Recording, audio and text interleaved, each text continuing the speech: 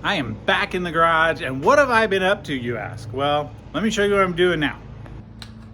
So what I have here is my Ford 302 intake. I've got it all taped off because I painted it. But this coolant, there's basically a brass nipple that fits in here for the coolant detachment to cool the intake.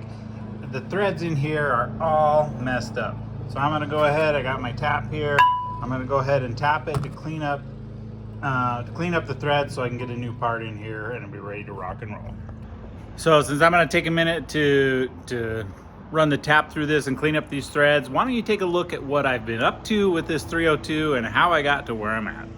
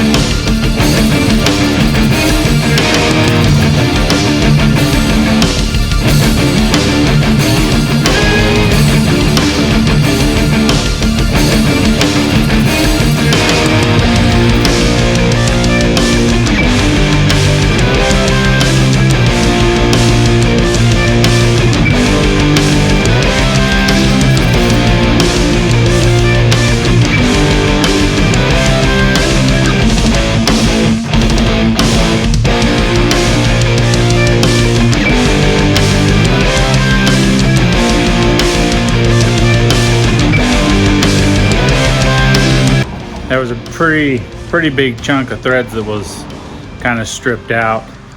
I had to use my torch to get the nipple. It's like a coolant elbow, and I had to torch it, get it hot, and then I was able to twist it out. But the threads were pretty beat up. I don't know if the previous owner or whoever had some plumber's putty or something, but there was some sort of a sealant in there that just locked that puppy up.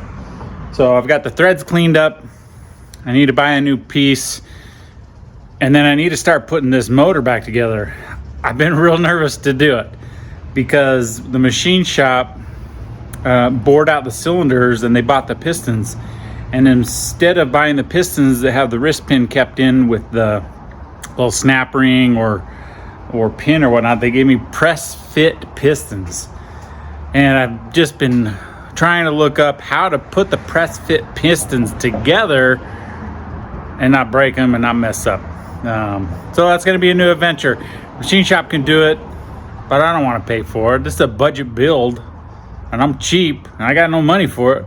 So my next video, hopefully I will be working on some press fit pistons, getting this crank in here, checking out the space with plastic grips and everything to get this motor back together. But that'll do it for today.